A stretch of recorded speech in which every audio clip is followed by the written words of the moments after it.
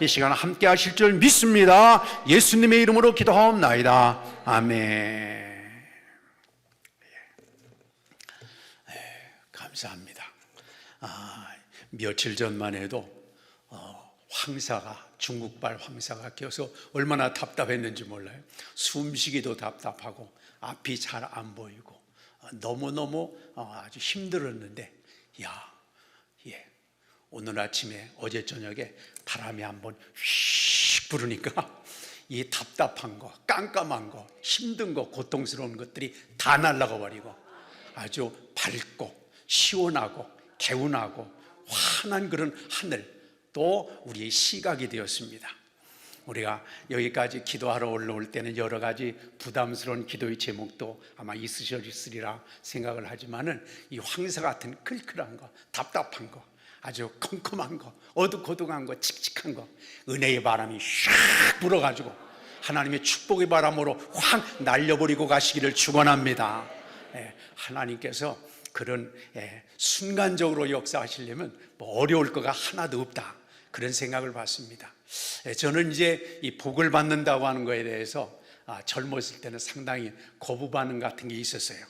왜 그러냐면 기독교인들이 다 기복신앙같이 공짜만 바라고 가만히 앉아 있어서 그저 하나님이 쏟아부어 주시는 것만 받으려고 하는 게 아닐까 그랬는데, 제가 나이가 먹고 또 이렇게 은퇴까지 하고 난 상황에서 보니까 이 모든 것들이 다 은혜구나, 하나님의 축복이구나, 하나님의 손길이었구나, 그런 것들을 많이 느끼게 됩니다. 아직도 우리는 많이 받은 거 많이 받았지만은 아직도 많이 우리에게 은혜와 축복이 필요합니다. 하나님께서 이 기도의 기회를 통해서 그 은혜와 축복을 충만하게 받아서 이 모든 황사와 같은 어둠의 세력들, 또 고통과 문제는 다 날아가 버리고 은혜의 햇살, 축복의 햇살로 충만한 그런 삶을 살아가시기를 축원합니다. 네, 우리가 어떻게 이 복된 삶을 살아갈 건가? 이 성경을 읽으면서 여러 가지 하나님께서 주시는 메시지가 있는데요, 오늘은 그 가운데서 들어야 할 것을 들어라, 그런 오늘 본문을 통해서 같이 은혜를 나누려고 합니다. 계시록에 보면 그런 말씀이 많이 있습니다. 귀 있는 자는 성령이 교회들에게 하시는 말씀을 들을지어다 그랬죠. 귀 있는 자는 들어라. 근데 이 말씀을 보면 그런 귀가 없는 사람도 있을까요? 귀 있는 사람만 들으라 이렇게 했으니까 말이죠. 근데 어떤 사람은 귀가 없는 것 같이 생활하는 사람, 귀가 없는 것 같이 신앙생활하는 사람도 있다고 하는 걸 간접적으로 가르쳐주고 있습니다. 사실요, 눈은 꼴 보기 싫으면 감으면 됩니다. 그럼 안 보이잖아요, 그렇죠? 말하기 싫으면 입을 어떻게 하면 됩니까? 꽉 다물면 됩니다. 아이고, 저 인간하고 말하기도 싫어, 그럼 입을 딱 다물면 됩니다. 근데 하나님께서 귀는 닫지 못하게 만들었어요. 귀는 내 마음대로 닫고 싶어서 닫거나 열고 싶어서 열지 않고, 너는 항상 귀는 열려 있어야 된다, 그걸 하나님께서 우리에게 가르쳐 주신 것입니다. 그렇습니다. 사람이 숨을 쉬는데 그래서 코도 마찬가지입니다. 왜냐하면 코 닫아야 되겠다, 그래서 닫을 수가 없잖아요. 왜냐하면 코로 숨 쉬어야 사는 거니까. 코로 숨을 쉬어야 사는 것과 마찬가지로 귀가 열려 있어서 들을 걸 들어야만 네가 영원히 살고, 들을 걸 들어야만 내 인생에 하나님의 축복이 흘러 들어가고 이 열매를 맺을 수 있다고 하는 걸 하나님께서 우리에게 가르쳐 주셨습니다. 이렇게 하나님께서 열린 길을 주셨는데도 불구하고 이 정말 오만하고 교만한 인간은 그 길을 아주 억지로, 어거지로 그렇게 닫고 살아가는 그런 불쌍한 사람이 있다 하는 것도 틀린 말은 아닐 것 같습니다. 소리가 없어서가 아니고요, 또 말을 하지 않아서가 아니고요, 듣지를 않는 사람, 못하는 사람이 있는 게 또 현실입니다. 우리에게도 우이독경이라는 말이 있잖아요. 아무리 귀에다 얘기를 해도 듣질 않습니다. 그래서 쇠기의 경릴기다, 그런 말이 있죠. 사람의 마음을 어떤 대상에 뺏기면 말이죠, 눈을 멀거니 뜨고도 이게 보지 못하고 듣지 못하는 경우가 있는 게 사실입니다. 다른 생각을 하고 있으면요, 아무리 소리를 질러도 귀에 안 들어옵니다. 참 이상하죠. 우리가 이렇게 하나님 말씀을 듣고 예배를 드리고 이러면서도 다른 생각을 하고 다른 것을 걱정하고 다른 걸 계획하고 그러면 무슨 말을 했는지 절대로 들리지 않습니다. 아무리 소리가 커도 마찬가지입니다. 이렇게 마음에 뭔가의 마음을 뺏기면, 다른 생각을 하고 있으면 이게 들리지 않습니다. 근데 반대로요, 어떤 경우에는 생각을 안 하려고 해도, 아주 잊어버리려고 해도 밤에 자면서도 불끈불끈 그 생각이 나는 게 있어요. 참 특이한 일이죠. 그래서 정말 이 모든 것들이 하나님 은혜 가운데 잘 조절이 돼서 들어야 할 것을 듣고, 그렇죠? 잊어버려야 될 것을 과감하게 잊어버리고, 또 그리스도의 보혈로 씻어야 될 것을 과감하게 씻어버리는 그런 삶이 되시기를 바랍니다. 마가복음 5장에 보면 혈루증을 앓는 한 여인이 나옵니다. 아주 이 하혈을 계속하니까 얼마나 힘들겠어요? 그 26절에 보면 이렇게 나옵니다. 많은 의사에게 많은 괴로움을 받았고 가진 것도 다 허비하였을 때 효험이 없었는데 도리어 더 중하여졌다 그랬습니다. 계속해서 하혈을 하고 있는 여인이 얼마나 힘들고 고통스럽겠어요. 그래서 그저 이 병원, 저 의원, 좋다는 약, 민간요법, 무슨 좋은 약, 별가지를 다 해봤는데도 불구하고 낫지를 않는 거예요. 차차차차 병원도 중하여져 갔습니다. 그랬는데 그 정도가 됐다면 우리 같았으면 그래, 아이고 안 돼, 용하다는 의원 다른 사람 다 고쳤다는데 거기 가서도 못 고치고, 그 사람도 그 약이 정말 만병통치 같다는데 그것도 먹어도 효과가 없어. 나는 하늘이 이제 죽으라는가 보다, 나 이제 끝났나 보다, 이제 나 모든 것들을 포기해야 되겠다, 그럴만한데 마가복음 5장 27절에 보면 이런 말씀이 나옵니다. 예수의 소문을 듣고 무리 가운데 끼어 뒤로 와서 그의 옷에 손을 대었다, 이렇게 나옵니다. 사실 그 여자는 지금 말씀드린 대로 용하다는 의원, 좋다는 약, 비법이란 비법은 다 해봤는데 말이죠. 그런데 예수님이 얘기를 듣고, 그분이 직업이 뭐래? 그분 목술에, 에이고 내가 용하다는 사람, 많이 배웠다는 사람, 경험 많다는 사람 얘기 다 들어봐서 헛거요, 그렇게 생각을 하면서 이 여인이 예수님에 대한 소문을 들었을 때도 그냥 제껴놓을 수 있습니다. 그냥 무시할 수 있습니다. 그러면서 자꾸 사람들이 그래도 가봐, 그 양반한테 가봐. 그러면 뭐라고 그러겠어요? 에이, 그놈이요. 내가 한두 번 속은 게 아니라니까. 그냥 몸만 축나고, 내 몸을 의사한테 보이는데 참 얼마나 기분 나빠. 그만둬, 난 하늘의 뜻인가 봐, 이제 가는 게. 그렇게 하면서 제껴놀만 한데 말이죠. 이 여인은 27절에 주님에 대한 소문을 듣게 될 때, 이게 하나님께서 나에게 주신 기회다, 하나님께서 나에게 필요해서 주시는, 전해주는 말씀이다, 이렇게 믿음으로 받아들이게 되었다고 합니다. 성경이 얘기합니다. 듣는 자는 살아나리라. 그렇습니다. 들리면 끝난 겁니다. 들려야 됩니다. 하나님께서 이 성경의 말씀을 많이 읽은데도 불구하고 어떤 분들은 이게 들리지 않는 분이 있습니다. 예전에 연세 많으신 권사님이, 목사님 저 지난밤에 많이 울었어요. 왜 그렇게 울으셨어요? 예수님 고난에 대한 성경을 읽는데 주님께서 나를 위해서 정말 늙은이, 이거 정말 구제불능인 늙은인데 나를 위해서 주님이 그런 고난을 받으시고 십자가에서 피를 흘리셨다고 하는 그 성경 구절을 읽는데 그게 막 마음에 너무너무 부딪혀와가지고 저녁 내내 울었다는 거예요. 여러분, 그 성경 말씀을 우리가 그냥 남의 얘기 읽듯이, 다른 사람 얘기 읽듯이 그렇게 지나는 경우가 얼마나 많이 있습니까? 우리도 그런 경우 많잖아요. 근데 어느 순간에 하나님께서 은혜를 주시려면 이게 나에 대한 주님의 사랑으로 들려지는 것입니다.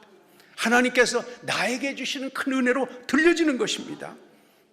그렇습니다. 우리는 하나님의 말씀을 들을 때, 저는 이 긍정적이라는 말을 별로 좋아하지 않습니다. 우리가 긍정적으로 살아야 된다. 긍정적으로 사는 건 하나님 믿지 않는, 예수님 믿지 않는 사람들이 하는 얘기입니다. 뭔가 할 수 있다, 될 수 있다, 이거는 그냥 세상 사람들이 방법이고요. 우리는 할 수 있다, 뭔가 된다, 좋아진다, 이게 아니고요.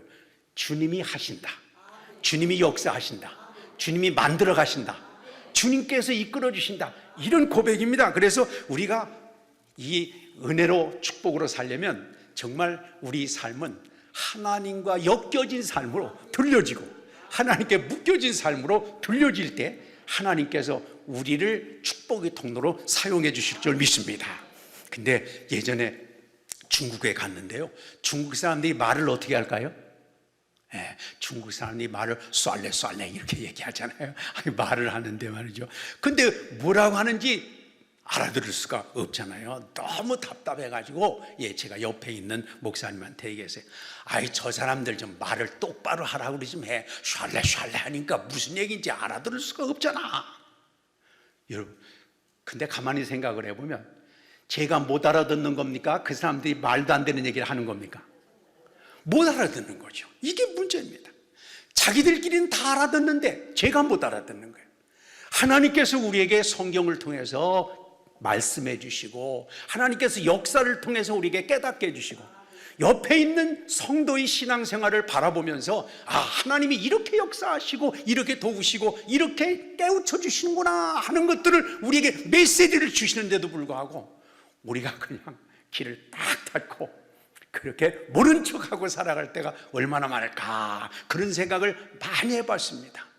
주님께서 성령님이 우리 마음을 통해서 두드려 주시죠. 깨닫게 하시죠. 느끼게 하시죠. 성경을 읽을 때, 설교를 들을 때, 세상에 텔레비전을 통해서 뉴스를 들을 때도 하나님께서 메시지를 가르쳐 줄 때가 많이 있습니다.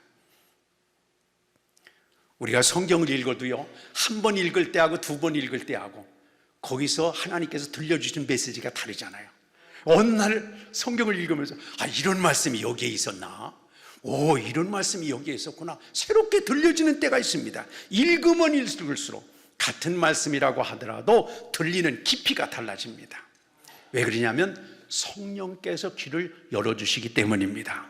성령께서 귀를 열어주시면 하나님의 뜻을 온전히 깨닫게 되고 성령께서 우리 삶을 하나님께서 새로운 것으로 빚어나갈 수 있는 동력으로 만들어 주십니다. 그렇습니다. 주님이 우리의 귀를 열어주셔서 정말 새로운 세계를 만들어가는 축복의 길을 걸어가게 되시기를 바랍니다.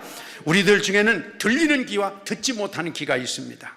인격적이신 하나님은 늘 말씀을 통해서 찾아오십니다. 그리고 말씀을 통해서 우리에게 약속을 주시고 그 약속에 순종하고 믿음으로 받아들이는 사람에게 하나님께서 새로운 역사를 만들어 가시고, 그래서 들리는 사람이 있는가 하면 근데 들리지 않는 사람이 있습니다. 오늘 불과 2절을 읽었어요. 요한복음 5장 2절을 읽었는데 여기도 3번이나 나오는 말이 있습니다. 24절에 보면 내 말을 듣고, 25절에 보면 들을 때가, 그 다음에 듣는 자는 반복되는 말이 뭐냐면 들어야 된다고요. 근데 우리가 이상하게요, 들어야 될 말은 안 듣고 듣기 좋은 말만 듣고 듣고 싶은 말만 듣고 듣기에 편한 말만 듣고, 이런 것들이 우리에게 맹점으로 다가오는 게 사실입니다. 이게 큰 문제가 아닐 수 없습니다.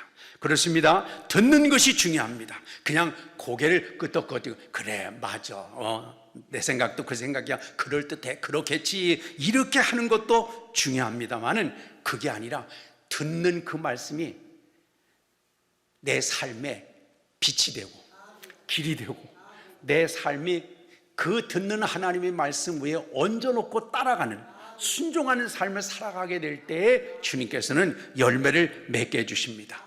지금부터 400여 년 전일 것 같아요. 영국에서 있었는데요, 이 존 버년이라는 사람 여러분 잘 아실 거예요. 철로 역정 쓴 분인데 아주 유명한 분이죠. 근데 이분이 그 당시에는 영국 국교회가 강해가지고 아무 데서나 설교하고 이러면 안 됩니다. 근데 이 존 버년이 너무도 주님의 사랑과 은혜가 충만해가지고 막 거리에서 전도를 하고 설교를 하다가 걸려들었습니다. 그래서 재판을 받아가지고 13년 감옥형을 선고받았습니다. 감옥에 갇히게 됐어요. 얼마나 억울하겠어요. 하나님 풀어주시면 좋겠는데요. 근데 하나님이 안 풀어주신 것 같아요. 감옥에 있었는데 얼마나 이 존 버년이 성실하게 믿음으로 정말 모범을 보이는지 그 간수가 너무너무 존중해가지고 그런데 그 당시에는 오늘날하고 좀 달라가지고 가택연금 비슷한 그런 아마 상황이었던 것 같아요. 그래서 필요하면은 간수가 슬쩍 저녁에 집에 갔다 오도록 이렇게 죄수들을 외출 중독 말하자면 그렇게 만들어주고 이랬는데, 어느 날도 저녁에 존 버년 목사님 참 얼마나 가족이 보고 싶으시겠어요.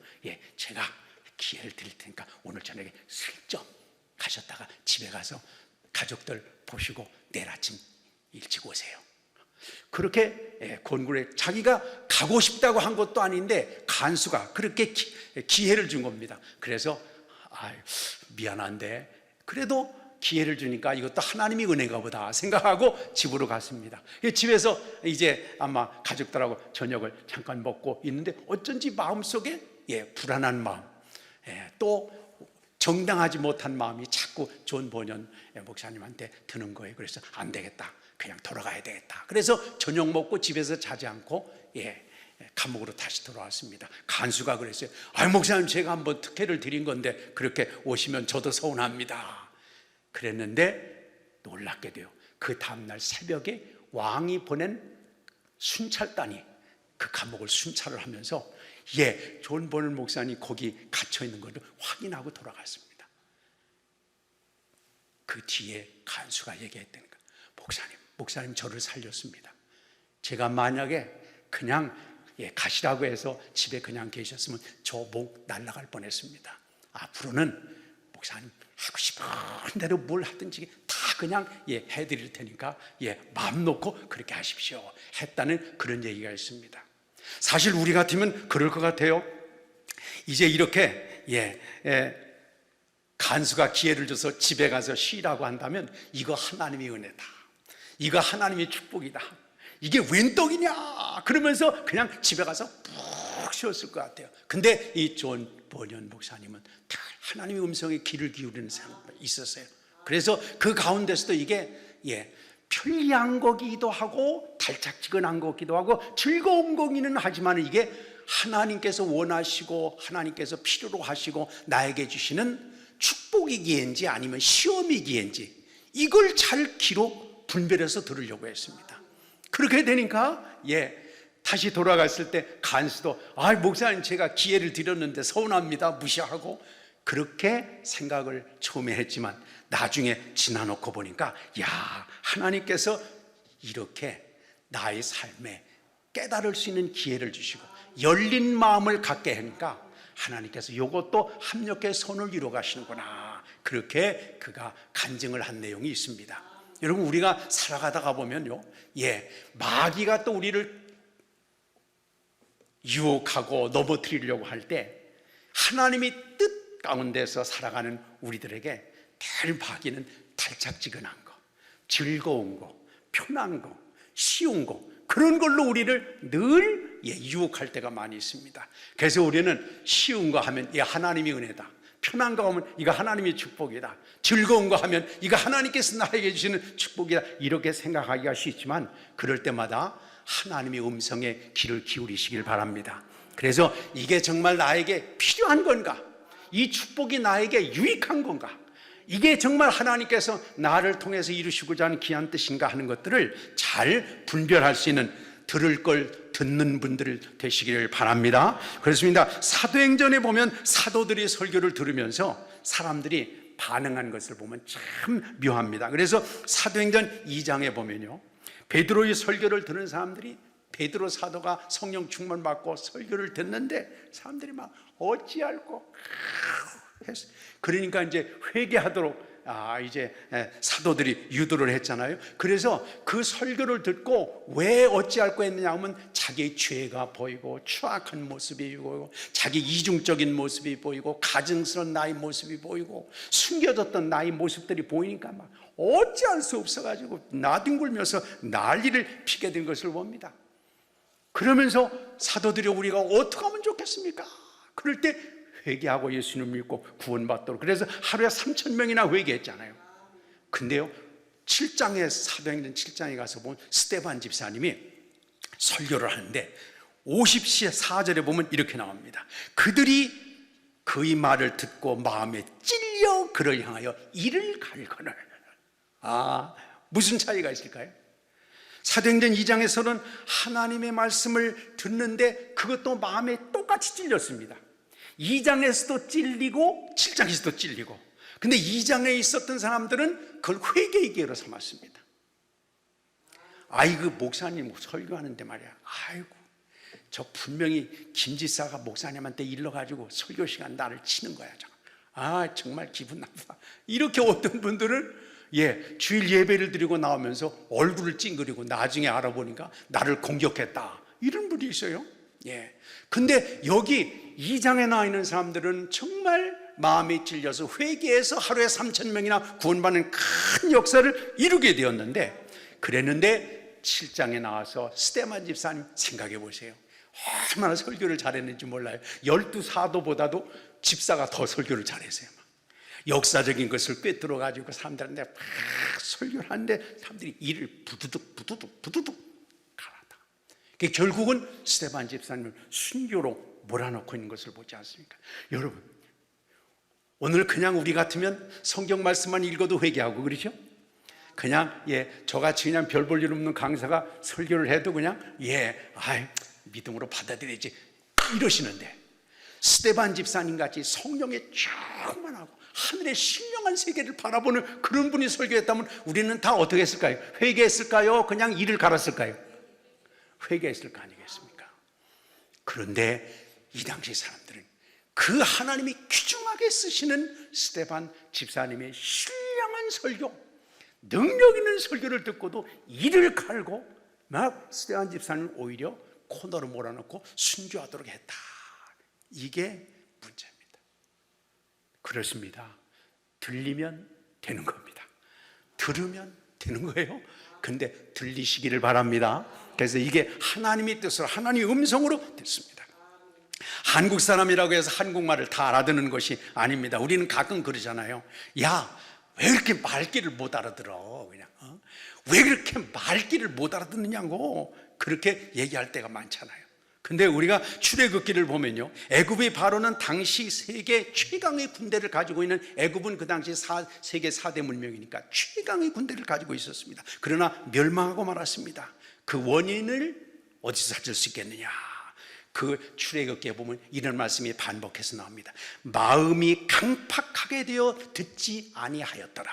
그래서 하나님께서 모세를 통해서 강력하게 네게 문제가 뭐다?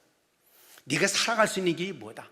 하나님께서 이 역사를 만들어 가시는데 계획이 이런 거다 하는 것을 끊임없이 가르쳐 주셨습니다. 그래서 이 바로가 때로는요, 자기가 그렇게 버팅기다가 10가지 재앙 100가지를 당하면서는 어떤 때는 그래요. 모세한테 내가 잘못했어, 이건 내가 죄진 거야, 잘못해, 이렇게 얘기하고도 금방 마음이 강팍해지고 자존심을 세우고, 내가 그래도 태양의 신의 아들인데 내가 야훼라는 신 앞에 무릎을 꿇을 수 없다. 자존심, 또 고집불통, 어떤 그런 것을 다 가지고 그냥 하나님께서 그의 마음을 두드려 주시고 깨닫게 하시고 인도하시는데도 불구하고, 잘못됐다는 느낌을 듣는데도 불구하고, 느낌이 오는데도 불구하고 발로 차버렸습니다. 결국은 자기도 망하고 가족도 망하고 나라도 망하지 않습니까? 우리도 그렇잖아요. 집에서 막 부부싸움할 때 끝까지 버팅기죠. 근데 하나님께서 속에 뭐라고 그러세요? 네가 사과해, 네가 잘못한 거야, 네가 그건 과하게 한 거야, 네가 그 말에만 안 됐는데, 그래서 막 이렇게 마음에 가르쳐 주셔도 우리가 뭐라고 합니까? 하나님 그래도 그렇지 말이죠. 그 인간은 내가 절대로 용납 못하겠어요. 나 그거 그냥 못 남았어요. 나도 잘못했지만 그치가 어떻다는 거예요? 더 잘못하지 않았어요.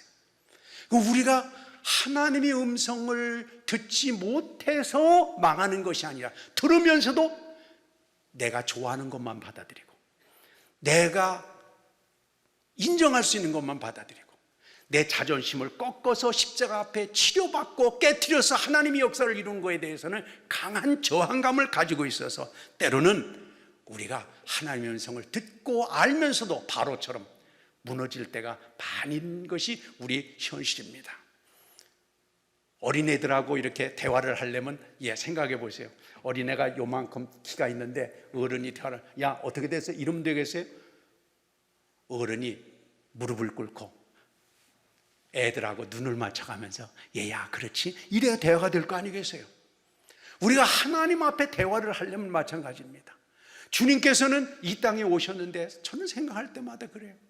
하늘 영광을 받으시고 세상을 창조하신 주인 되신 주님께서 우리하고 대화하기 위해서, 우리에게 알아먹게 하기 위해서 우리와 같은 육신을 입고 가장 낮은 자리까지 오셨잖아요. 그래서 우리 눈높이까지 오신 겁니다. 우리 가장 낮은 자리까지 오셔서 우리하고 대화하겠다고 찾아오셨는데도 불구하고 우리가 뭘 잘났다고 말이죠. 아름은 또 얼마나 안다고 말이죠. 사사건건 그렇지만 그래도 그렇지요. 내가 안 한다는 건 아닌데 말이죠. 이러면서 우리가 계속해서 거부할 때가 얼마나 많은지 모릅니다. 여기에 문제입니다. 사랑하는 여러분, 늘 우리가 낮은 자리에서 우리보다 더 낮게 내려오시고 찾아오신 그 주님 대화하면서 주님의 음성을 바로 나에게 주시는 하나님의 약속과 메시지와 축복의 능력으로 받아들이게 되시기를 바랍니다. 사람들은 들어야 할 말을 듣지 않습니다. 좋은 말, 진리 말씀을 듣는 게 아닙니다. 사실 오직 자기가 좋아하는 사람의 말만 듣습니다. 롯의 사위를 보세요. 롯은 사위들에게 하나님께서 주신 경고의 메시지를 전달했습니다. 야, 곧 이 소돔성 고모라가 망할 테니까 빨리 빠져나가자고 그렇게 다그쳤습니다. 그랬더니 창세기 19장 14절에서 사위들은 그 말을 농담처럼 여겼다 그랬습니다. 장인들 어른 이렇게 살기 좋고 재미있고 즐거운, 이게 하나님의 축복 아니겠습니까? 하나님께서 주신 은혜의 자리가 아니겠습니까? 여기를 줘버리고 어떻게 피난을 가라는 것이 말이 되지 않습니까? 이해되지를 않았습니다. 우리가 무엇을 보든지 간에요, 껍데기만 보면 실패하기 쉽습니다. 내가 예전에 가졌던 경험만을 자꾸 그 경험만을 얘기하면서 내가 옛날에 했는데 그걸 자꾸 주장하고 그걸 강요하다가 보면 망하기 쉽습니다. 상식만 따지다가는 되는 것도 없습니다. 왜냐하면 하나님은 날마다 새로운 역사를 만들어 가십니다. 하나님의 큰 은혜의 역사를 만들어 가신 하나님 앞에 신령한 눈을 열고 주님의 뜻을 분별하고 믿음으로 걸어가는 그런 삶이 되시기를 바랍니다. 근데 우리가 기도하는 것도 그래요. 기도하는 거가 참 중요합니다. 정말 기도 외에는 이런 유가 나갈 수 없다. 구하라 찾으라 두드리라 주님께서 많이 말씀하셨는데, 근데 그것만큼 중요한 것 가운데 하나가 뭐냐면 하나님의 음성을 듣는 것입니다. 저는 그런 것 같아요. 성도들이요, 회개하라는 말을 모르는 성도들은 없습니다. 근데 회개하라는 말은 다 기억하는데 회개한 걸 용서해 주셨다는 것을 믿는 사람은 반도 안 되는 것 같아요. 회개하고 또 회개하고 또 회개하고 또 회개하고, 이게 문제죠. 저는 이렇게 기도하면서 하나님의 음성을 들어야 된다는 얘기를, 여러분 국회의원들이 청문회 하는 거 가끔 여러분 보시죠. 국회에서 보다 보면 장관 후보자들, 국무총리 후보자들, 또 장관급 그 후보자들을 놓고 국회의원들이 막 질문 공세를 퍼붓습니다. 그래서 후보자는 이거 했는데 어떻습니까? 후보자가 네 그런데 말이죠 끝. 그리고 또 계속 물어보기만 하고 후보자들한테 대답할 기회를 줍니까 안 줍니까? 안 줘요. 참 이상한 사람들 다 봐요. 그 국회의원들이 물어봤으면 궁금해서 물어본 거 아니겠어요? 근데 후보자들한테 답을 들을 필요가 없다는 거예요. 내 얘기만 그냥 해버려요. 국회의원들이 타타타타탁 해가지고 그냥 저는 바로 기도하는 우리 삶이 그런 게 아닌가 생각해요. 하나님 타타타타타타타타타타타타 하나님께서 이제 답을 주시려고 김지사야 똑 그만 스톱 갑니다. 저는 여러분 정말 우리가 기도하면서 하나님께 우리 사정을 아뢰고 하나님께 우리 마음을 토설하고 주님께 우리의 간절한 소원을 아뢰고 난 다음에 하나님의 해답을 어느 만큼 들으려고 하고 계십니까? 여러분 생각해보세요. 하나님께서는 말씀을 통해서 다시 응답을 주시기도 하고 깨달음을 통해서 주시기도 하고 또 우리가 기도한 내용들을 현실적으로 열매를 통해서 응답을 주시기도 합니다. 근데 10중 8구는 제 경우도 그런 거예요. 기도하고 까맣게 잊어버려요. 대답을 들을 관심이 없어요. 그냥 한바탕 소리 질러서 기도하면 속이 그냥 후련한 것 같아요. 근데 여러분, 이게 우리는 기도하는 게 스트레스 풀려고 기도하는 거 아니에요. 그냥 한번 그냥 하나님 앞에 엉엉 울고 났더니 속이 이러더니 편하다. 그거는 기도가 아닙니다. 사실 그게 심리적으로는 좋을지 모르지만 우리는 이 속에 있는 걸 그냥 풀기 위해서 하는 것이 아니라 하나님께 말씀드리는 겁니다. 만들어 가시고 새로 하시고 이끌어 주시는 그런 주님 앞에 우리 자신을 내어드린다면은 하나님의 음성도 하나님의 해답도 받으시길 바랍니다. 하나님께서 우리에게 가르쳐 주시고 인도하실 때 그것을 받아야 됩니다. 보십시오. 가나의 혼인잔치에 포도주가 떨어졌습니다. 근데 다시 포도주가 공급이 됐는데 맛이 기가 막힌 겁니다. 그래서 잔치에 있는 사람들마다 그랬어요. 이 집은 이상하네.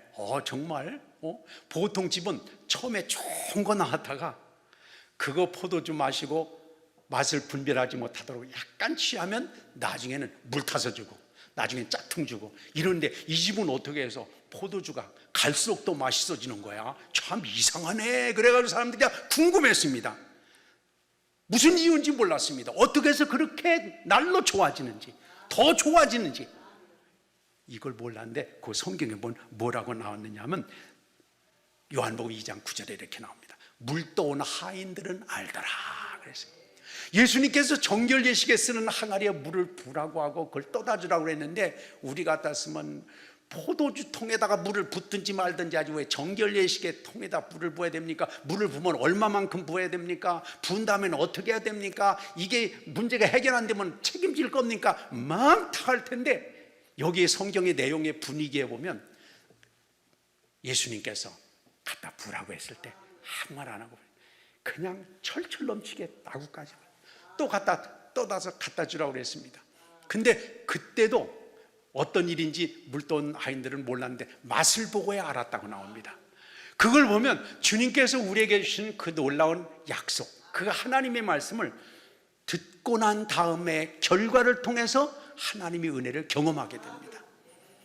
그래서 듣는 자는 살아나리라는 말이 거기서 나오는 말씀입니다. 듣고 순종하니까 더 포도주와 함께 새로운 향기라는 삶이 되어지고 맛이 달라지고 그 주님의 음성을 듣게 되니까 하나님이 놀라운 축복의 역사가 이루어지게 된 것을 볼 수 있습니다. 근데 하나님께서 우리에게 말씀해 주실 때는요, 저는 참 그게 좀 그래요. 하나님은 우리에게 말씀해 주실 때 이치에 맞는 얘기를 하시는 적이 별로 없는 것 같아요. 이치에. 왜 그러냐 그러면 이치에 맞는 얘기 같으면 믿음으로 안 해도 되는 겁니다. 원수를 사랑하라, 이게 우리가는 그건 이해가 안 되잖아요.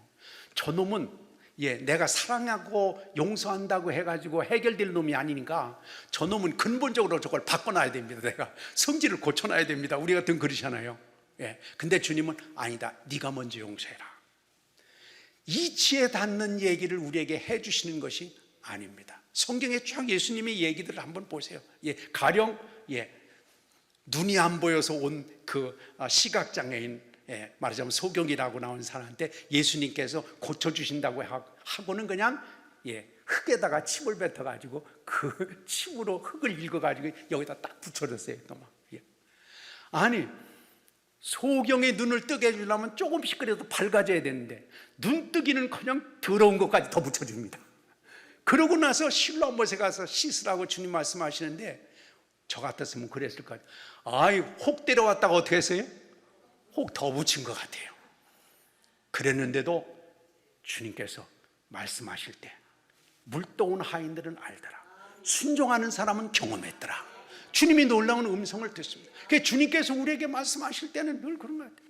네가 먼저 져줘라, 네가 먼저 십자가를 져라. 우리 생각해보면 이러다 저만 손해나요. 이러다 그냥 오해도 안 풀리고 그래. 오해 푸는 건 하나님의 몫입니다. 그래서 우리는 하나님께서 주신 그런 놀라운 약속을 믿음으로 받아들이고 하나님을 신뢰하는 마음으로 행하는 것이 아니면 우리가 선을 행한다고 하더라도 그 선이 내 의를 이루기 위해서 내가 뭔가 했다고 하는 마음을 가지고 할 때는 하나님 앞에 상급은 저는 별로라고 봅니다. 하나님, 제가 볼 때는 이치 안 맞습니다. 제가 볼 때는 그냥 기분 나쁩니다. 저런 놈은 그냥 벼락이라도 쳐서 깨닫게 해야 됩니다. 그런데도 불구하고 주님을 감싸고 사랑해라, 네가 조져라, 네가 부담해라, 그렇게 말씀하실 때 주님, 밤새도록 그물을 던졌지만 안 되는데 그러나 주님을 내가 믿고 주님이 인격을 믿고 이 상황이 안 되는 상황이고 정말 절벽 같은 상황이지만 새 역사를 이루시는 주님인 걸 믿고 제가 던졌습니다 할 때 하나님은 거기에 열매를 주십니다. 하나님 그걸 듣기를 원하시기 때문에 하나님께서 우리에게 주시는 메시지는요, 사실은 이치에 맞는 얘기가 별로 없습니다. 아주 불편해요. 그렇잖아요. 아주 불편합니다.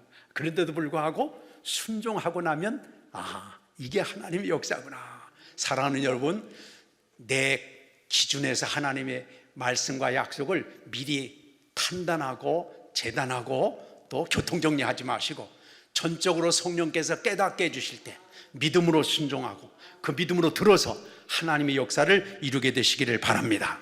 예수님이 놀라운 역사를 바라보면서 팔짱을 끼고 있던 사람들이 많이 있었습니다. 예수님이 보내신 자가 아니면 기적을 일어날 수 없다고 하는 것을 알면서도, 말은 그렇게 하면서도 나사렛에서 무슨 선한 게 나오겠어. 내가 그 사람하고 형제들을 내가 잘 아는데 말이죠, 내가 고등학교 동창이야 말하자면, 이러면서 그냥 싸잡아서 지나가는 때가 많이 있었습니다. 어떤 성도님에게 저희 교회 오래전에 있었는데 막내딸이 있었는데 얼마나 사랑스러운지 모릅니다. 근데 어느 날 이 막내딸이 남자친구를 데리고 왔습니다. 근데 이 남자친구가 신앙적인 데가 없는 데다가 더군다나 보니까 가끔 다투기도 하는 것 같습니다. 어떤 때는 이 남자애가 손찌검도 한다는 거예요. 성품이나 가정이나 친구나 직업 등을 볼 때 이 성도님이 내 딸하고 저 남자애하고 이렇게 함께 해가지고는 안 되겠다 싶어가지고 이 딸애한테 그 녀석 안 되겠다, 신앙도 그렇고 삶도 그렇고 그거 안 되겠다, 이렇게 교제를 끊어라, 이렇게 얘기를 했다는 겁니다. 그러면 자녀들이 그 말을 듣나요, 안 듣나요? 딸이 아빠가 데리고 살 거예요? 나하고 살 거라고요. 아빠가 무슨 상관이세요? 아빠가 어떻든 간에 나는 그 사람을 사랑한다고요. 내가 함께 살 건데 왜 나보다 더 걱정을 하고 난리를 세요? 이래가지고 아버지가 혼내키니까 아예 집을 나가가지고 그 남자애하고 동거를 했는데 6개월이 지나고 나서 어느 날 밤늦게 얼굴이 퉁퉁 시퍼렇게 부어가지고 그래가지고 집 앞에 와서 들어오지도 못하고 얼쩡거리다가 들켜가지고 끌어들여가지고 자초지종을 얘기해 보니까 막 두들겨 패고 난리 나가지고.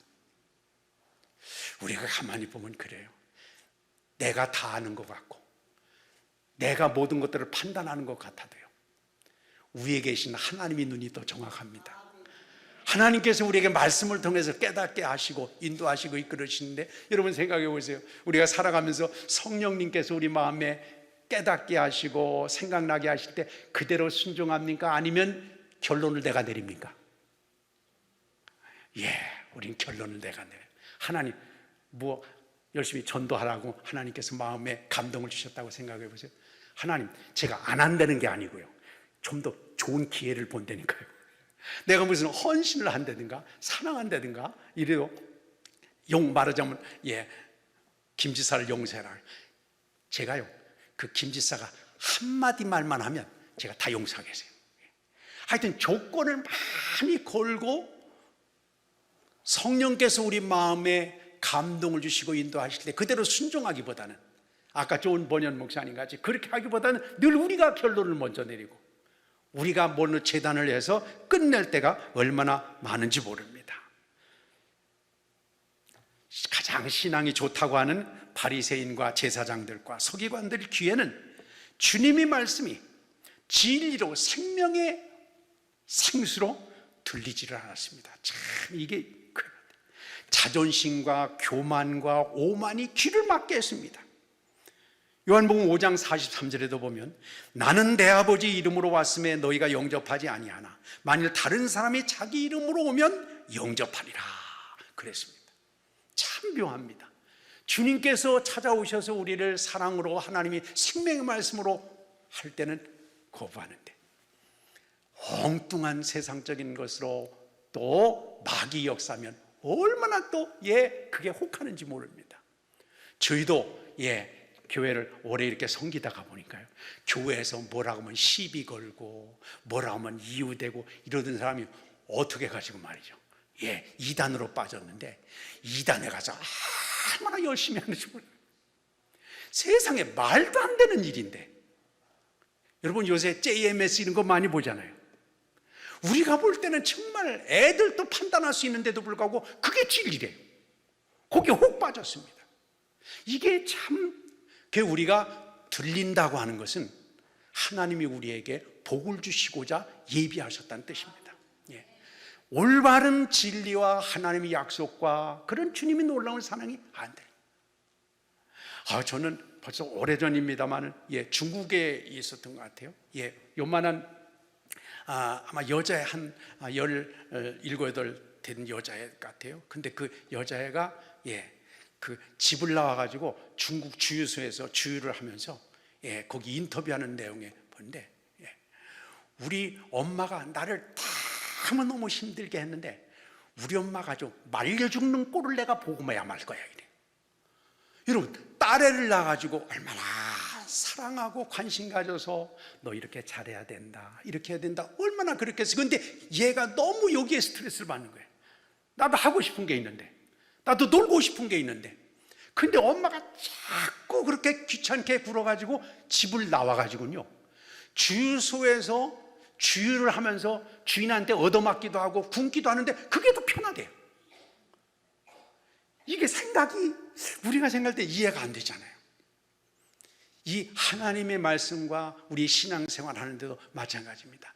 정말 들어야 할 것을 들어야 되는데, 이게 들어야 될 것은 자꾸 이유가 걸리고 거기에 조건이 되는데, 이단에 가고 마귀 얘기에 의해는 그냥 그게 달콤하게 들리고 그게 생각해주는 척 그렇게 들린다고 하는 것은 이게 얼마나 문제인지 모르겠습니다.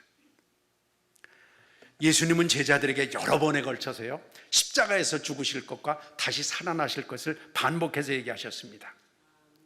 근데 예수님께서 십자가에서 달려 죽으시고 부활하신다는 말씀을 복음서에 보면 여러 군데 나오거든요. 근데 예수님께서 십자가에서 죽으실 때 제자들 가운데 옳거니 주님이 말씀하시더니 그대로 됐구나 할렐루야 이런 사람이 있어요, 없어요?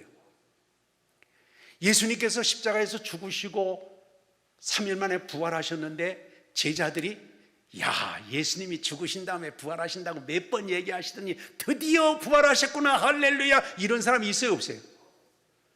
3년 동안 제자 훈련 받았는데도 없어요.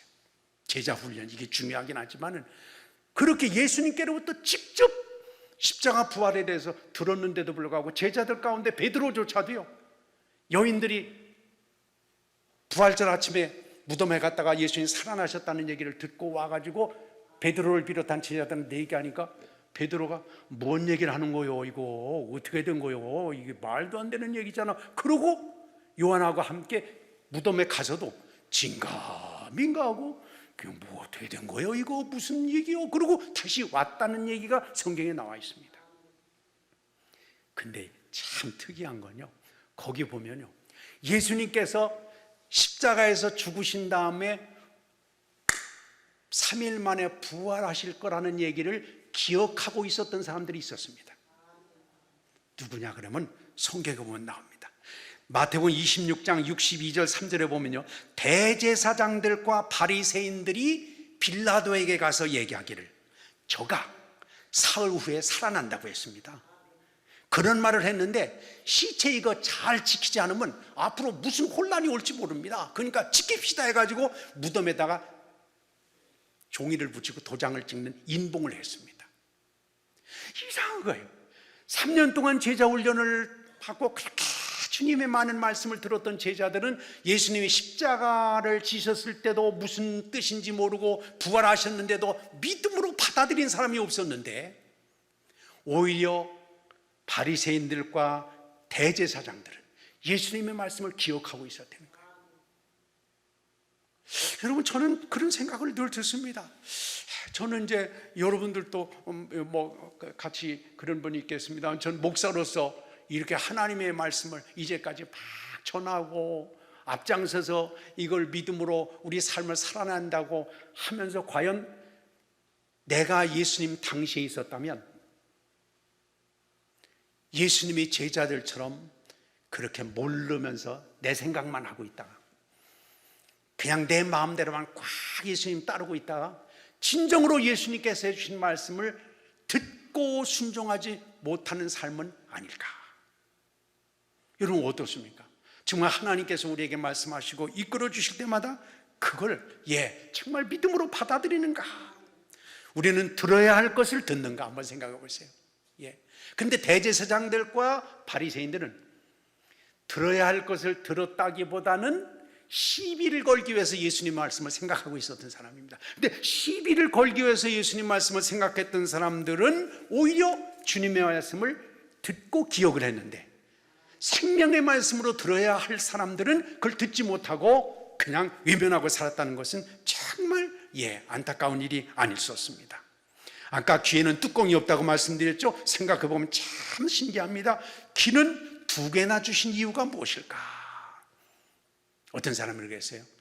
한 번만 듣지 말고 2번 이상 들으라는 뜻으로 귀를 줬다. 또 하나는, 근데 귀가 있어도 코는 똑같이 여기가 있는데 귀는 양쪽에 있어요. 누가 그랬어요. 듣는데 한쪽 말만 듣지 말고 반대 얘기도 들어봐야 된다. 귀가 이쪽에만 있으면 말이죠, 앞에 얘기만 들으면 될 거 아니에요. 근데 반대 양쪽에 있어요. 그러니까 사람 얘기도요, 둘이 싸우면 한쪽 얘기만 들으면 모릅니다. 양쪽 얘기를 다 들어봐야 돼요. 그래서 귀도 양쪽의 얘기를 잘 들어봐야 된다. 한쪽 얘기만 듣지 말고. 그래서 그걸 통해서 듣기는 듣지만 교통정리해 주는 것은 바로 성령님이십니다. 성령님께서 우리에게 이걸 마무리할 때 잘 깨우쳐 주셔야 됩니다. 우리나라에 정말 대한민국이 세워나가는데 가장 큰 일을 한 분이라면 이승만 박사가 있잖아요. 초대 대통령. 근데 이분이 정말 대단한 분이더구만요. 그러니까 지금부터 100년 이상 된 그런 시대에 사신 그런 분이었는데요. 이 이승만 박사가 1941년 미국에서 젊어서 가지고 공부를 했는데, 미국의 아주 최고 학벌을 공부한 그런 분이죠. 근데 이분이 1941년에 재팬 인사이드 아웃이라고 하는, 그러니까 일본의 내막을 밝힌다, 이런 뜻이겠죠. 재팬 인사이드 아웃이라는 책을 1941년에 썼는데, 그 내용에 보면 머지않아 저 일본이 야심을 품고 세계 전쟁에 뛰어들면 미국을 반드시 공격하게 될 것이다. 그러니까 이 미국은 그것에 대처해서 일본의 저 흑심을, 일본의 저 시커먼 마음을 경계해서 준비하지 않으면 안 된다는 얘기를 1941년 아마 한 5월 6월쯤에 이 재팬 인사이드 아웃이라는 책을 냈는데요.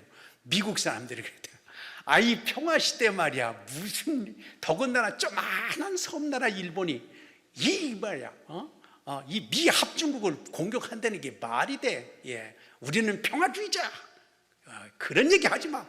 이렇게 책을 보면서 많은 사람들이 오히려 코웃음을 쳤다는 거예요. 저거 동양의 나라 같지도 않은 꼬레아에서 온 저런 동양 사람이 말이야, 저런 얘기를 썼는데 이게 도대체가 말이 되느냐. 근데요, 놀랍게도 6개월 후인 12월 달에 일본이 진주만 공격을 했잖아요. 완전히 쑥대밭이 진주만이 돼가지고. 그래서 미국 사람들이 그때부터 이승만을, 이게 저 양반이 보통 양반이 아니구나 그랬대요. 그래서 나중에 보면 6.25 전쟁 때도 그렇고 이승만 대통령이 미국 가서 미국 사람들한테 얼마나 막 당당하게 얘기하는지 몰라요. 예. 이 조그만 나라, 그 당시 같으면 꼬레아가 무슨 존재감이나 있었겠습니까? 근데도 불구하고 막 당당하게 얘기하고 정계에서 막 메가더에게 무슨 뭐 대통령에게 얘기할 수 있었던 것 가운데 하나가 그런 안목을 가지고 있었다는 거예요.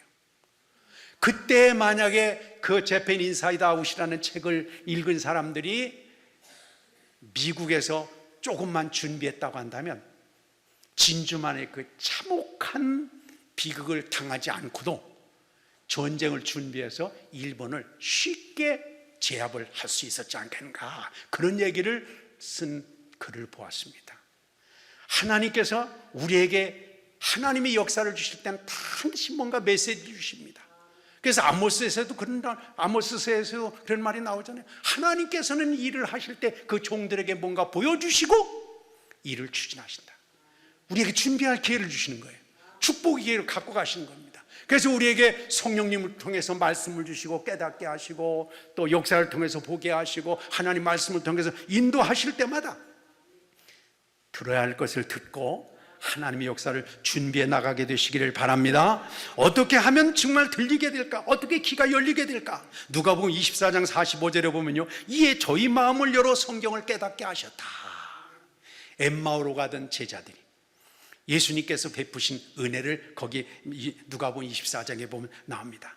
많은 것을 보고 느꼈고 실수도 했지만 끝까지 믿음의 끈을 놓지 않고 갖고 있으니까 엠마오로 가던 제자들 틈에 예수님께서 끼우셔가지고 그 제자들의 마음을 확 열어주시니까 순간 눈이 확 뜨면서 함께 가신 예수님이 보이게 된 겁니다. 그렇습니다.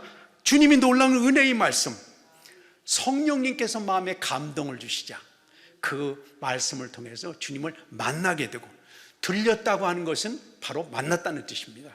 하나님은 말씀을 통해서 우리에게 다가오시니까, 말씀을 통해서 역사하시니까, 말씀이 곧 주님이시니까 주님이 우리 마음 안에 뭔가 들렸다, 깨달음이 됐다, 감동이 됐다, 내 마음에 도전을 하나님께서 주셨다고 하는 것은 주님 우리에게 만나주시고 인도하시는 것입니다. 사모하는 자에게 만족함을 주시는 주님 앞에 믿음을 열고 또 주님의 음성을 듣게 되시기를 바랍니다. 사도행전 16장 14절에도 보면 루디아라는 여인도 믿음을 갖게 된 내용이 나옵니다. 주님께서 그 마음을 열어 바울이 말을 청종하게 해주셨다 그랬습니다. 루디아는 돈이 많은 여인이었던 것 같아요. 그 당시에 쉽지 않은 일이었는데 아주 상당히 돈을 많이 가지고 있는 여인이었는데 영적인 갈증이 있었습니다. 보통 사람 같으면 돈만 웬만큼 가지고 있으면 막 재고 큰 소리치고 목에다 힘주고 막 다른 사람들 웃기, 난 당신들하고 차원이 달라 이러면서 있을 텐데, 그 성경에 보면 이 루디아라는 여인이 정말 사모한 마음이 있어가지고 빌립보 강가에 기도하는 사람들이 모임이 있는데 그 다른 사람들은 우리로 얘기한다면 교포 같은 사람들이죠. 쫓겨온 사람들인데 얼마나 강변에서 기도할 데가 없어서 거기 쭈그리고 앉아서 기도하는데 초라하겠습니까? 근데 돈 많은 이 루디아였지만 주님을 사모하는 마음이 있으니까, 갈급한 마음이 있으니까 그 강변에서 기도하던 유대인의 물이 거기에 끼게 될 때 하나님께서 마음을 열어서 하나님의 말씀을 깨닫게 해주셨다. 여러분, 늘 낮은 자리에서, 열린 자리에서, 그렇습니다. 우리가 어느 자리에 가든지 간에 우리는 사람 앞에 무릎을 꿇는 게 아닙니다. 하나님 앞에 꿇는 것입니다. 주님을 향해서 열린 마음을 갖고 살아가는 삶이 되시기를 바랍니다. 세례 요한이 사람들한테 이제 전도를 하고 회개의 세례를 베풀 때 성경에, 여러분 생각해 보세요. 전도를 하려면 시장통에 가서 전도하고 전철 정거장이나 이런 데서 전도해야 될까요? 아니면 아무도 없는 광야에 가서 전도해야 될까요? 시장통이잖아요. 사람들 많은 데 가야 될 거 아닙니까? 근데 세례 요한은 광야에 가서 전도를 했어요. 왜 그랬을까요? 이유가 있었습니다.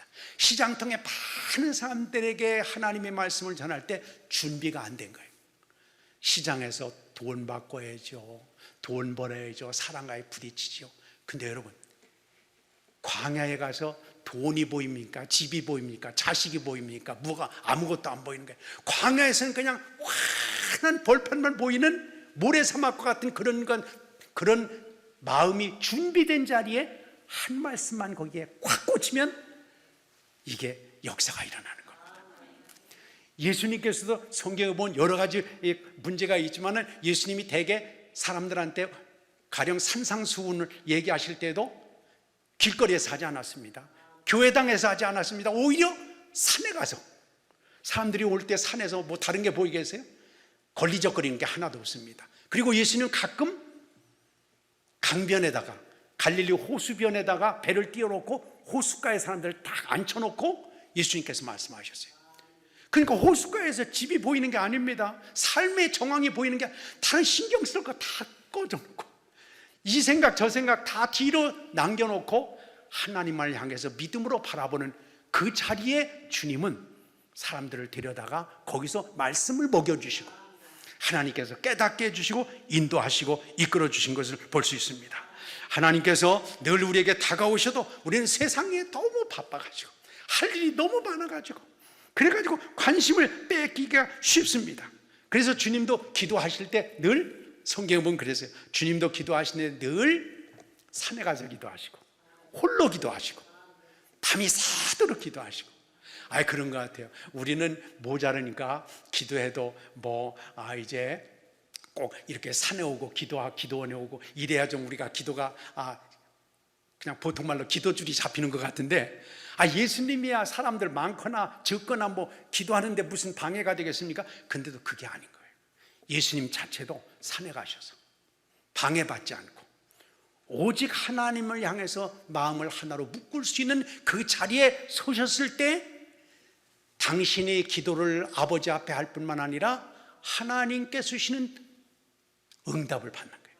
그걸 읽을 수 있는 거, 그것을 찾을 수 있는 거, 그 마음을 비워서 받을 수 있는 자리는 광야의 자리였고 새벽의 자리였고, 이렇게 세상이 보이지 않는 따로 떨어진 한적한 곳에서 하나님 앞에 기도하는 믿음의 삶을 걸어가게 됐습니다. 여러분, 오늘도 얼마나 바쁘시겠어요. 그런데도 불구하고 저는 가끔 이 기도원에 올 때마다 정말 우리 한국의 이 나라가 정말 뒤죽박죽 엉망진창, 이게 되는 게 어디 있습니까? 그런데도 불구하고 이렇게 강남금식 기도원 같이 기도의 줄을 붙들고 뭔가 하나님의 음성을 가장 저변한 곳에서 그것을 들으려고 하고 그것을 순종하려고 하고 그것을 조금이라도 거기다가 연결시키려고 이렇게 애쓰는 분들 때문에 나라가 이렇게 유지되는구나, 이런 생각을 갖습니다. 여러분 생각해 보세요. 이 나라의 정치 이런 건 얘기하기도 뭐 하잖아요. 되는 게 어디 있습니까? 도대체가. 너무너무 답답하잖아요. 저런 분들이 하는 걸로 해서 나라가 된다고 얘기할 수 없습니다. 어쩐지 누군가 뒤에서 도와주는 것 같아요. 누군가 뒤에서 이끌어 주시는 것 같은데 그게 바로 여러분들이 기도를 통한 하나님의 역사인 줄 믿습니다. 그렇습니다. 믿음은 들음에서 난다고 그랬습니다. 들음은 바로 그리스도의 말씀을 통해서 되어진다고 했습니다. 우리가 잘 아는 것 같이 여리고성이 무너질 때 얘기를 우리가 여러분 아시죠? 세상에 여리고성이 도루에 돌 하나도 남지 않고 완전히 멸망했습니다. 다 불타고 깨지고 사람들은 다 죽고 모든 전리품들도 완전히 소각당할 정도로 그렇게 모든 것들이 다 무너지는 상황인데도 어떤 한 집안에는 머리털 하나 상하지 아니하고 또 정말 기가 막힌 정말 짜릿한 구원의 은혜를 경험하고 하나님의 역사를 몸소 경험했던 사람들이 있었습니다. 더군다나 한 여인이 가족을 살리고 자기 이름을 예수님이 족보까지 올린 여인이 있었습니다. 그 여인의 신분은 우리가 잘 아는 것 같이 보통 얘기하는 기생이었습니다. 이방인 기생이었는데도 불구하고 예수님이 족보까지 올리고 가족을 구원하고, 보세요. 여리고성에 얼마나 나은 사람이 있겠습니까? 얼마나 돈 많은 사람이 있겠습니까? 권력 쓴 사람이 있었겠어요? 대단한 사람들이 있었는데 다 끝났습니다. 그런데 무명의 세상 사람들이 손가락질하는 여자였지만은 그러나 그 여인이 가족을 살리고 하나님의 구원 역사에 큰 이 족적을 남기는 이 놀라운 복을 받았다니, 그 비결이 도대체 뭐겠습니까? 여호수아 2장 11절에 단도직입적으로 나옵니다. 정탐꾼들이 왔을 때 이렇게 여인이 말했습니다. 우리가 듣자 마음이 녹았고 너희로 말미암아 사람이 정신을 잃었다. 하나님께서 이스라엘 백성들을 광야에서 40년 동안 출애굽할 때 그 역사를 들으면서 이 여리고성에 이 여인은 말이죠, 에이 그게 뭐 그게 꾸며낸 얘기겠지, 아니면 지나가는 얘기겠지, 아니 그건 히브리 사람들이 얘기겠지, 그건 나하고 상관없지, 그렇게 다 외면하고 무시하고 있을 때 여기에 있는 이 기생, 이 여인만은 말이죠, 마음이 녹았다는 거예요. 그게 자기를 통해서 이루시려고자 하는 하나님의 뜻으로 믿어졌다는 겁니다. 들렸다는 거예요. 이게 놀라운 일입니다. 그래서 어떻게 생각하면, 아이고 잘난 사람들은 구원받아도 좋아, 난 기생이요, 아유 내가 뭐 이렇게 뭐 추잡하게 살았는데 내가 이 위기에서 살아난다는 거, 이거는 정말 교만이지 오만이지 하고 물러설 수 있는데도 불구하고 이 여인은 마음이 녹아버렸습니다. 하나님이 주신 놀라운 은혜를 사모하는 마음으로 받아들이게 되니까 하나님께서 주신 놀라운 은혜, 하나님의 축복의 역사, 예수님의 족보에 흐르는 놀라운 축복을 누리게 되었습니다. 그렇습니다. 사랑하는 여러분, 하나님의 말씀을 읽을 때마다 이 라합과 같이 마음이 녹아지시길 바랍니다. 그래서 하나님이 내 신앙 인격을 다시 지어주시고, 그렇죠? 나의 모든 죄가 그리스도의 십자가의 보혈로 말미암아 깨끗이 씻어지고, 또 우리 심령에 죄악된 옛사람은 다 녹아지고, 그래서 새롭게 하나님께서 주신 놀라운 은혜의 약속 안에 설 수 있는 그런 삶이 되시기를 바랍니다. 그렇습니다. 라합, 거기는 진리 말씀을 듣고 아는 데서 끝난 것이 아니라 인생을 거기다가 걸었습니다. 걸었습니다. 정탐꾼을 숨겨준 것 때문에 자기가 위기에 처할 수도 있는데도 불구하고, 내가 이왕에 뭐 사는 거 한번 사는데 말이죠, 좋다, 죽어도 좋다 이러면서 하나님의 약속에 자기 인생을 다 걸어버린 거죠. 근데 우리는 이게 약합니다. 참 걸지를 잘 못한 저 같아도 참 연약해서요, 인생을 거기다 다 걸어야 되는데 하나님 앞에 이것도 생각하고 저것도 생각하고 만약도 생각하고 또 다른 경우도 생각하고 이러다가 쭈삣 하다가 그냥 시간이 흘러갈 때가 얼마나 많은지 몰라요. 하나님 앞에 믿음으로 든든히 서는 그런 삶이 되시기를 바랍니다. 우리가 아는 것처럼 짠다르크라는 여인이 있었잖아요. 영국과 프랑스 전쟁을 하는데 나라가 위기에 처해서 뒤죽박죽 엉망진창, 정말 거기도 더 멸망할 수 있는 그런 상황이었는데, 정말 젊은 뭐랄까요, 청년이랄까요, 이 짠다르크가 정말 나라를, 프랑스를 이기는데, 프랑스가 굳건히 서는데 큰 역할을 했잖아요. 대단한 여인이었습니다. 근데 우리가 아는 것처럼 이 짠다르크는 기도의 여인이었다고 그래요.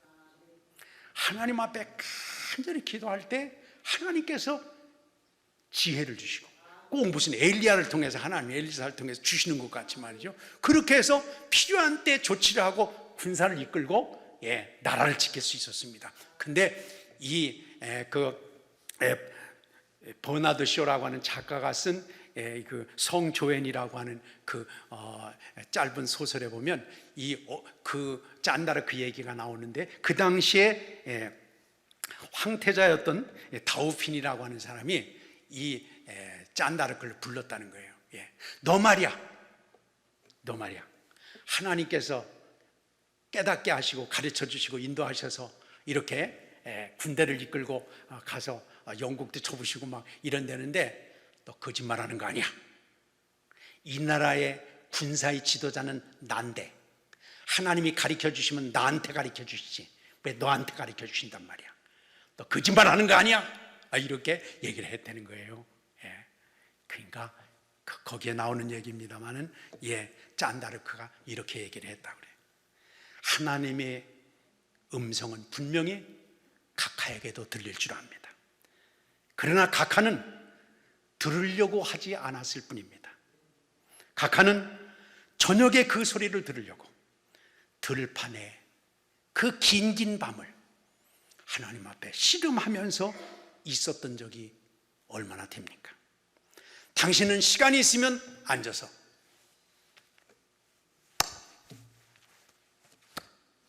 십자가의 성호를 긋기는 했지만 그것뿐이 아니었습니까? 진정으로 갈급한 마음을 가지고, 갈증한 마음을 가지고 하나님 앞에 무릎을 꿇고 주님의 음성을 들으려고 했다면, 저 같은 여인에게도 하나님께서 메시지를 주셨는데 이 나라를 책임지고 있는 각하에게 주시지 않았겠습니까? 여러분, 정말 우리는 얼마나 하나님의 음성을 갈급해하면서 들으려고 해놨는지. 우리가 기도 정말 중요합니다. 근데 어떻게 보면 기도는 반쯤까지 왔다고 얘기할 수 있는데 나머지 반을 채워야 됩니다. 우리가 하나님 앞에 열심히 하고 하나님 앞에 기도하고, 그럴 때 하나님께서 주시는 해답이 무엇인가? 하나님께서 우리에게 어떻게 그럼 우리 삶을 갖고 가라고 하시는가? 주님이 성경에 보면 반드시 그렇습니다. 아까 말씀드린 대로 눈을 뜨는 사람한테도 가서, 아니면은 또 중풍병자가 누워있는데도 불구하고 그냥 끝난 것이 아니라 자리를 들고 일어나라. 주님이 응답을 듣고 나서 순종할 때 체험할 수 있었습니다. 열매를. 그냥 듣는 데서 끝나는 게 아니고, 이게 나의 삶을 듣고 내 삶을 거기다 던질 때 하나님은 열매를 주셨습니다. 사랑하는 여러분, 이 기적의 동산, 기도의 동산까지 오셨는데 여기서 주님의 음성을 하나님이 얻으러 오신 분인가? 하나님께서 나에게 어떻다고 하시는가? 나에게 무엇을 기대하시는가? 나를 위해서 뭘 준비하셨는가? 여러분, 기도하시는 가운데서 주님의 음성을 들어서 주님을 만날 뿐만 아니라 우리를 통해서 이루시고자 준비해 놓으신 하나님의 그 놀라운 축복을 하나님께로부터 받아서 순종하는 가운데 이제는 그 열매를 간증할 수 있는 축복을 누리는 우리 모두가 되시기를 축원합니다. 기도하시겠습니다. 오늘 말씀을 기억하면서, 그렇습니다. 주님은 안 주신 게 아니었습니다. 다 주셨습니다. 근데 듣는 사람은 복을 받습니다. 들으면 살아나리라. 듣는 자는 살아나리라 그랬습니다. 이 시간에 하나님, 제 마음을 엽니다. 제 자신을 주님 앞에 드립니다. 주님 손에 올려드립니다. 주님, 무엇보다도 귀를 열어주셔서 많은 얘기를 듣지만 정말 하나님의 뜻을 분별할 수 있는 귀를 주세요. 주님이 놀라운 뜻을 들어서 순종할 수 있는 결단의 마음을 주세요. 이 마음을 통해서 하나님의 은혜의 역사를 이제는 열매로 간증할 수 있게 주시옵소서. 오늘 말씀을 다시 한번 생각하면서, 하나님, 들으면 된다고 그랬는데 들리게 해주세요.